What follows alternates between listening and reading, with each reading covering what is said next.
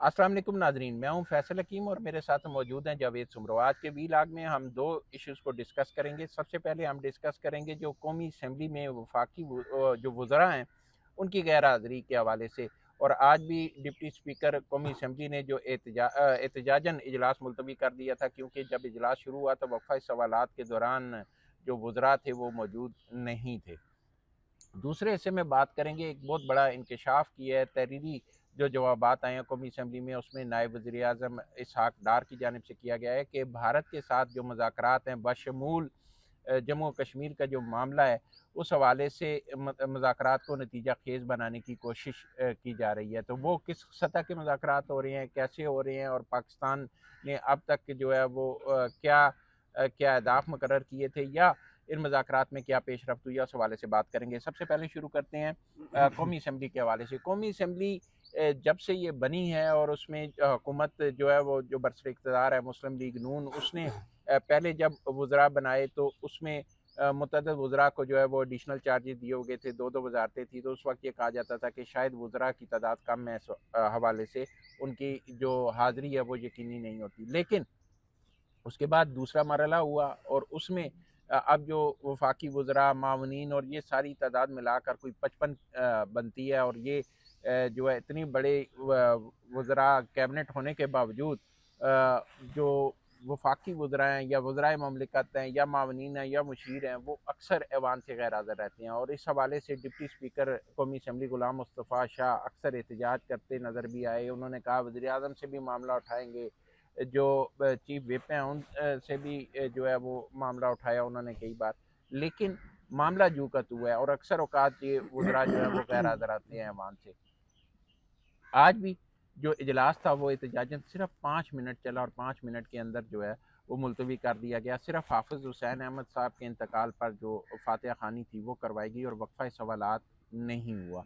जावेद सुमरो, आप देखें इतनी बड़ी काबीना होने के बावजूद वज़रा की गैर हाज़िरी और हुकूमत जो है वो मुसलसल इसमें हमें नाकाम नज़र आती है कि वज़रा जो हैं वो ऐवान में मौजूद हों।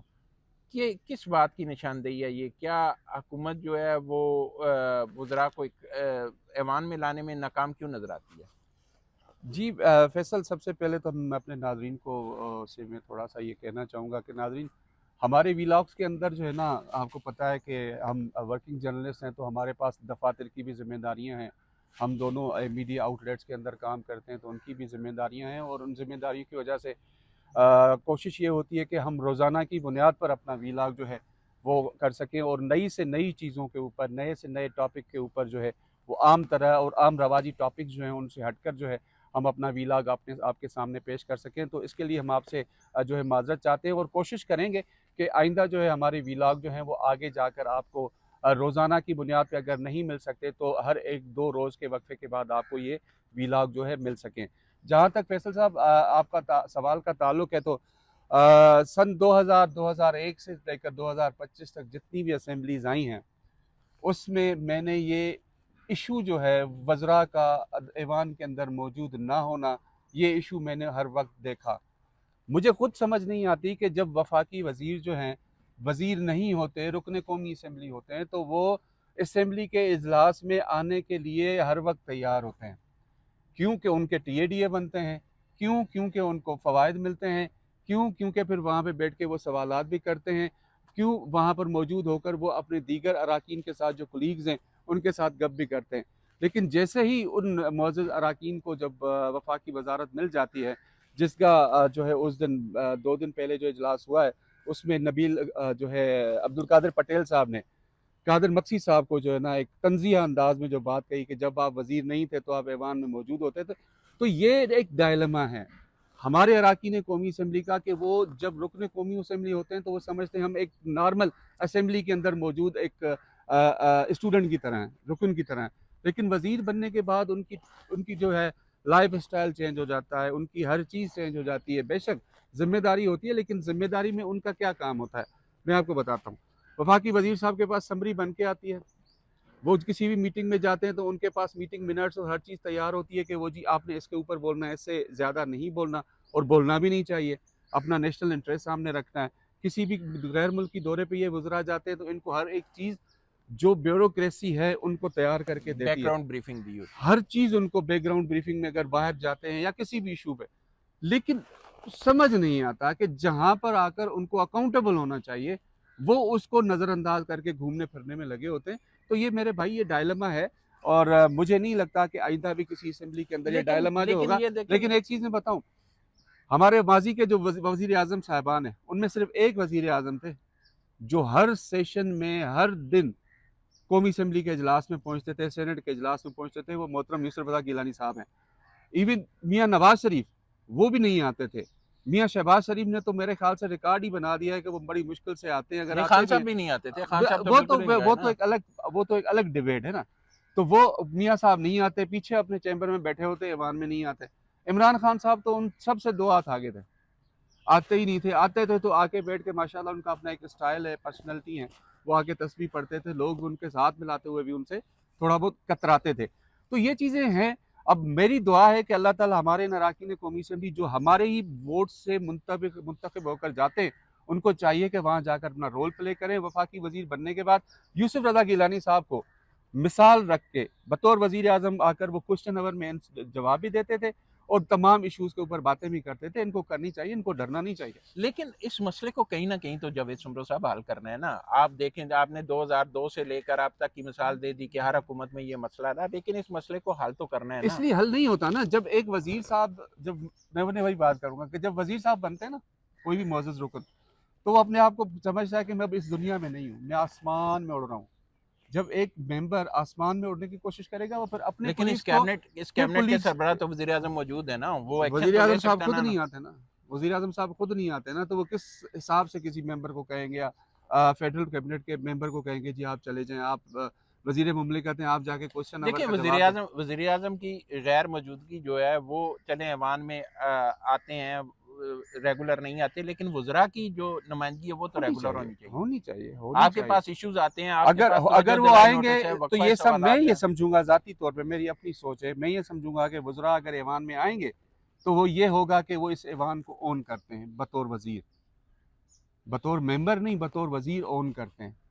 भाई सवाल का जवाब देना है ना, आके आप क्वेश्चन आवर में सवाल का जवाब दें, कॉलिंग अटेंशन नोटिस के ऊपर आप आके बात करें, आपकी चीज़ें आएंगी, आपकी आपकी आपकी एक्टिविटी बढ़ेगी, आपको जो पार्लियामेंट्री मैटर्स है, अफेयर्स है, उसकी समझ आएगी। अगर आप इस तरह से करेंगे तो मेरा नहीं ख्याल, जैसे हम आज प्रोग्राम कर रहे हैं, हो सकता है कि आज से दीगर क्या क्या मुस्तकबिल करीब में वज़ीर आज़म की तरफ से इस तरफ कोई एक्शन नजर आता है, या स्पीकर की तरफ से कोई कार्रवाई नजर आती है? मेरी दुआ है कि वजीर आजम साहब अगर आप हमारा वीलॉग देख रहे हैं या हमारे कोई के फेडरल कैबिनेट से मौजूद जो वफाकी वज़रा साहिबान है हमारा वीलॉग देख रहे हैं, तो आपसे इल्तजा है कि आप ज़रूर ऐवान में जाएं। आपके ऐवान में जाने से एक तो ऐवान की खूबसूरती में इजाफा होगा, दूसरा आपके पार्टी को या हुक्मरान इत्तेहाद को जो तनकीद का निशाना बनाया जाता है अपोजिशन की तरफ से, उसकी वो कम हो जाएगा। तीसरा, आप बतौर वफाकी वजीर अपना किरदार अदा कर सकेंगे। चौथा, आप पार्लियामेंट्री अफेयर्स जो है वो भी सीख सकेंगे, और उसमें चूंकि हमने तो यहाँ देखा है कि मौरूसी सियासत है, तो उस मौरूसी सियासत के अंदर आपके जो आने वाली नस्ल है या जो सियासतदान बनेगी उनको भी समझ आएगी कि जो पार्लियामेंट्री अफेयर्स हैं वो क्या होते हैं। इन सबसे बढ़कर जो सबसे बड़ा फ़ायदा होगा कि जो सवालात आते हैं अवामी नौइयत के, उनके जवाब अवाम के सामने आ सकेंगे जिनके आप नुमाइंदे बने हैं, और उसके साथ साथ तवज्जो दिलाए नोटिस अवामी नौइयत के अहमियत के आमिल जिसमें मसाइल मुख्तलिफ दरपेश होते हैं और जिन जिन वजारतों से मुतल्लिक आते हैं, अगर वो वजारतें उनको जान सकेंगी, उन पर अमल कर सकेंगी और उसको उसके हवाले से कार्रवाई कर सकेंगी, तो ये भी उनके लिए अवाम में शोहरत वैसे का और उसके पास आज का सेशन पता है पाकिस्तानी कौम को कितने में पड़ा है? तकरीबन 2 करोड़ 35 लाख में 5 मिनट का 5 से 7 मिनट का सेशन हुआ है, नाज़रीन, और उसमें सारे अखराजात मिलाए तो फैसल हकीम साहब के दावे के मुताबिक 2 करोड़ 35 लाख बनते जुल्म हैं। देखें और कितना जुल्म है हमारे साथ। हमारे ज़राए ने हमें बताया कि तकरीबन ये जो सेशन आज का हुआ है, इस पर अखराजात 2 करोड़ 35 लाख के लगभग आए हैं। और अगर आप देखें तो इसमें मेरे ख्याल में ऐवान में कोरम भी पूरा नहीं था, और जो कार्रवाई हुई वो सिर्फ इतनी थी कि तिलावत कलाम पाक, उसके बाद नात, उसके बाद हदीस, उसके बाद कौमी तराना और वक्फा सवालात जो ही शुरू हुआ, तो ऐवान में सिर्फ जो वफाकी वज़ीर पार्लिमानी अमूर थे डॉक्टर तारक फजल चौधरी वो मौजूद थे, और डिप्टी स्पीकर ने जब उनसे वज़रा की अदम हाज़िरी के हवाले से पूछा तो उन्होंने कहा जी कि ना तो पावर डिवीज़न के वज़ीर मौजूद हैं और ना ही जो मवासलात के कम्युनिकेशन के वज़ीर हैं वो मौजूद हैं, और ना ही उन्हें बताया गया है कि वो उनके हवाले से जो सवालात हैं अगर उनके जवाबात देने हैं तो वो दे दें। तो उसके बाद उन्होंने बड़ी वाज़ेह तौर पर डिप्टी स्पीकर ने कहा कि पहले भी मैं इस हवाले से कई बार ये मसला उठा चुका हूँ और अब तो वज़रा की तादाद भी जो है वो काफ़ी ज़्यादा हो चुकी है, तो अब तो ये मसला नहीं होना चाहिए। उसके बाद उन्होंने फ़ौरी तौर पर एहतजाजन जो इजलास है वो कल सुबह 11:30 चलिए, ये बजे तक पार्लियामेंट मुलतवी के कर अंदर दिया। तो हमने देखा है, लेकिन रवायत है। जी, चलिए अब जी। आप दूसरी टॉपिक पर लेकिन चलते हैं। ये वज़रा की हाज़िरी जो है इस हवाले से हुकूमत को संजीदा इक़दामात करने होंगे कि वज़रा जो है वो अवान में मौजूद रहें। दूसरा एक और बड़ा इंकशाफ हुआ है और वो इंकशाफ ये है कि जो तहरीरी जवाबात दिए गए कौमी असम्बली में, उसमें नायब वज़ीर-ए-आज़म ने ये इंकशाफ किया कि भारत के साथ जो मुज़ाकरात हैं वो जारी हैं, बशमूल जम्मू और कश्मीर के, और उसको नतीजा खेज़ मुज़ाकरात बनाने की कोशिश जारी है। उन्होंने कहा कि भारत पर वो ज़ोर दे रहे हैं कि वो भी इस हवाले से इक़दामात करे, और इस हवाले से पाकिस्तान के इक़दामात का ज़िक्र करते हुए उन्होंने कहा कि हमने जो मुख्तलिफ़ इक़दामात किए हैं उसके मुताबिक जो सीज़ फायर मुआहिदा था उसकी पाबंदी, उसके बाद उसकी दोबारा तौसीक़ की गई है। इसके साथ साथ जो कॉरिडोर बनाया गया करतारपुर, उसके 5 साल के लिए उसके को तोसी दी गई है। तो ये इक़दामात पाकिस्तान की तरफ से किए गए हैं और भारत की तरफ से भी जो है वो इस हवाले से संजीदगी का मुज़ाहरा किया जाना चाहिए। जावेद सुमरो बज़ाहिर मुज़ाकरात हमें कहीं नज़र नहीं आते, लेकिन ये इंकशाफ है, और इन मुज़ाकरात अगर हो रहे हैं तो किस नज़र से देखते हैं? फैसल, मैं बतौर स्टूडेंट ऑफ इंटरनेशनल रिलेशंस के, तो मैं ये समझता हूँ और मैंने पढ़ा है और मैंने प्रैक्टिकली ये चीज़ें देखी भी हैं कि दो ममालिक के दरमियान अगर सर्द-मोहरी आ भी जाए, परेशानी का बायस आ भी जाए, तो बैकग्राउंड जो मुज़ाकरात होते हैं और बिहाइंड द सीन मुज़ाकरात होते हैं, उसके अंदर उनके कॉन्टेक्स्ट चलते रहते हैं। इसमें कोई शक नहीं कि भारत का जो रवैया पाकिस्तान के हवाले से है, वो इतना दोगला है कि वो अपने घर में मरने वाली कोई एक चिड़िया भी, उसका इल्ज़ाम पे वो हमारे मुल्क के ऊपर लगा देते हैं, हमारे अदारों के ऊपर लगा देते हैं, लेकिन ये नहीं देखते कि वो खुद कितने जो है वो नाअहल हैं, और जो है उनके पास कोई अहलियत नहीं है कि अपने मुल्क के अंदर मौजूद जो नस्ली और तासुबाना फसादात हैं उनको रोक सकें। वो इल्ज़ाम दूसरों पे लगा देते हैं, तो उनका वतीरा है। और वैसे भी कहा जाता है कि जो हमारे हिंदुस्तानी में मौजूद जो इस वक्त हुकूमत है, मोदी सरकार की हुकूमत है, उसका सिर्फ एक ही एजेंडा है कि वो पाकिस्तान मुखालिफ सियासत करके अपने आप को इक़्तिदार में रखने की कोशिश करते हैं। तो मेरे भाई, ये अगर आज इसहाक डार साहब ने ये बात कही है तहरीरी तौर पे, तो मैं इसलिए इससे मुत्तफ़िक हूँ कि ये बैकडोर डिप्लोमेसी जो है वो हर वक्त हर मरहले पर जो है वो जारी रहती है, और ये रहनी भी चाहिए, क्योंकि कभी भी किसी वक्त भी अगर आपकी बहुत ज़्यादा रिलेशंस ख़राब हो जाते हैं तो थोड़े अरसे के लिए वो ब्रेक डाउन आता है, लेकिन वो ब्रेक डाउन भी मुकम्मल ब्रेक डाउन नहीं क्या आप होता। समझते हैं कि दोनों ममालिक को करीब लाने में कोई मुल्क किरदार अदा कर रहा है या कोई गारंटर है? इस वक्त तो मेरी जो इतलात है उसमें कोई भी ऐसा गारंटर नहीं है। दोनों ममालिक यानी कि पाकिस्तान इंडिया के दरमियान जो ब्यूरोक्रेटिक लेवल के जो कॉन्टेक्ट्स हैं वो भी मौजूद है। ज़ाहिर है इश्यूज़ हैं, और इन इश्यूज़ के ऊपर आप एक साथ एक ही तरफ वो उधर मुँह करके वो उधर मुँह करके दोनों फरीक अलग नहीं बैठ सकते, और इंटरनेशनल अफेयर्स के अंदर आपको एक दूसरे के साथ रहना लेकिन एक पड़ता है। चीज़ देखें कि जो वफाकी वज़ीर पार्लिमानी अमूर है उनकी प्रेस कॉन्फ्रेंस भी है, और उस दिन जो मुख्तलिफ वज़रा की तरफ से भी ये बयान बड़ा वाज़ेह तौर पर आया कि जो पाकिस्तान में दहशत गर्दी है उस हवाले से भारत के मुलव्वस होने के सबूत बड़े वाज़ेह हैं, और और मैंने भारत आपको को कई कहा भी ना, देना। और मैंने कहा ना शुरू में, मैंने अभी सवाल कर, मैंने कहा भारतीय हुकूमत जो मोदी सरकार है, गोदी सरकार जो है, वो चलती है क्या कहते हैं, जादू मंतर टोनों पे। जो हुकूमत जादू मंतर और टोनों पे चलेगी, तो उसके पास कारकर्दगी दिखाने के लिए क्या है? सबसे ज़्यादा जुल्म देके नई दिल्ली के अंदर जो दूसरी पार्टी थी उसकी आम आदमी आम पार्टी। आदमी पार्टी को, उसको किस तरह से उन्होंने वहाँ पे मैन्यूवर करके नताज अपने नाम कर लिए। जब एक सियासी जमात जो वहाँ बरसर इक़्तिदार है हिंदुस्तान में, वहाँ पे हमारे जो है जो आम शहरियों के ऊपर मुसल्लत है, वो आप देखें किस तरह की सियासत करती है। उसका सिर्फ एक ही एजेंडा है, गोदी मीडिया की तरफ से साथ मिलकर, मोदी मीडिया के साथ मिलकर, कि पाकिस्तान मुखालिफ चीज़ करनी है। पाकिस्तान से अगर कोई चीज़ चिड़िया भी चली जाए, वो कहते हैं जी ये फलां ने भेजी है। और यार, कोई कॉमन सेंस होता है, कोई कोई इंसान ये सोच सकता है कि यार एक परिंदे को कोई कैसे भेज सकता है। हाँ, इंसानी जासूसी होती है, जैसे आपका कलभूषण हमारे पास मिसाल है। पाकिस्तान में कुलभूषण आपका मिसाल है, वो हमारे पास एविडेंस है, वो हमारे पास सब कुछ है, उसका रिकॉर्डेड स्टेटमेंट है। वो दुनिया में हम जहाँ भी पेश करना चाहें करेंगे तो इंशाल्लाह आपके खिलाफ फैसला आएगा।